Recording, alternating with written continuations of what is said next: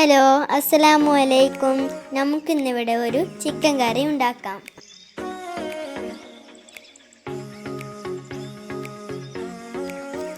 650 gram ചിക്കനിൽ 2 teaspoon തൈരും അല്പം ഉപ്പും ചേർത്ത് മിക്സ് ചെയ്ത് 30 മിനിറ്റ് വെക്കുക.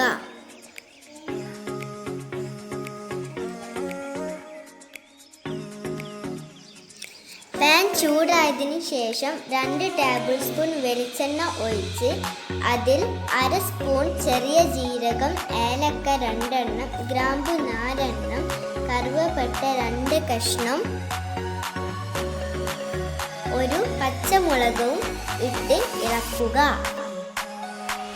ഇനി നമുക്ക് 10 ചെറിയ ഉള്ളി ചെറുതായി അരിഞ്ഞത് ഇട്ട് കൊടുക്കാം. ചെറിയ ഉള്ളി ഒന്ന് ചെറുതായി വഴന്നതിന് ശേഷം 2 വലിയ ഉള്ളി അരിഞ്ഞത് ഇടാം.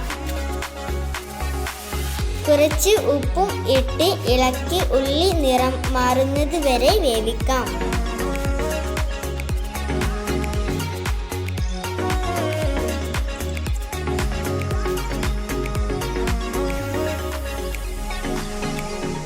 ഉള്ളി വഴന്നിട്ടുണ്ട്. ഇനി 2 ടീസ്പൂൺ ഇഞ്ചി വെളുത്തുള്ളി ചതച്ചത് ഇട്ട് കൊടുക്കാം. തക്കാളി 2 എണ്ണം ചെറുതായി അരിഞ്ഞത് ഇടാം.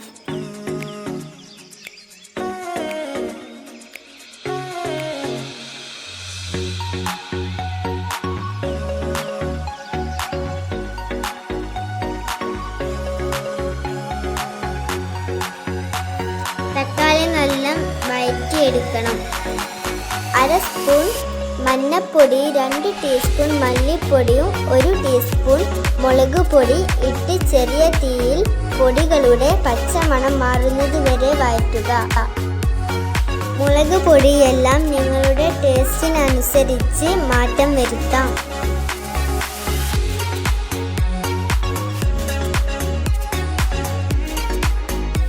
ഇനി ഇതിലേക്ക് ചിക്കൻ ഇടാം.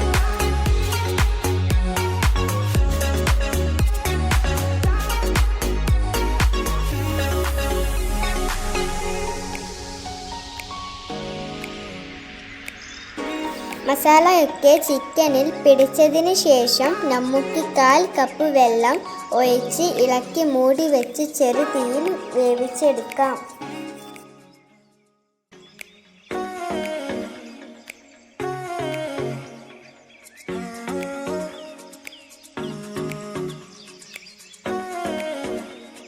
അര സ്പൂൺ മുളക് പൊടിയും 2 പിഞ്ച് മഞ്ഞൾപ്പൊടിയും കുറച്ച് വെള്ളത്തിൽ കലക്കി വെന്ത ചിക്കനിലേക്ക് ഒഴിച്ചു കൊടുക്കാം.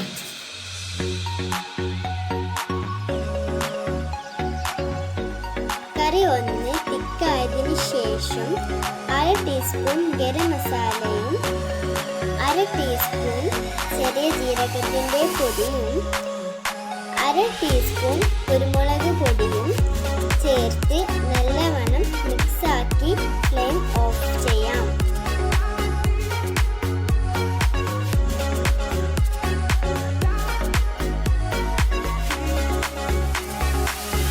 കറിവേപ്പില, മല്ലിയില ഇട്ട് ഇളക്കിയതിന് ശേഷം ചൂടോടെ തന്നെ നമുക്ക് വിളമ്പാം.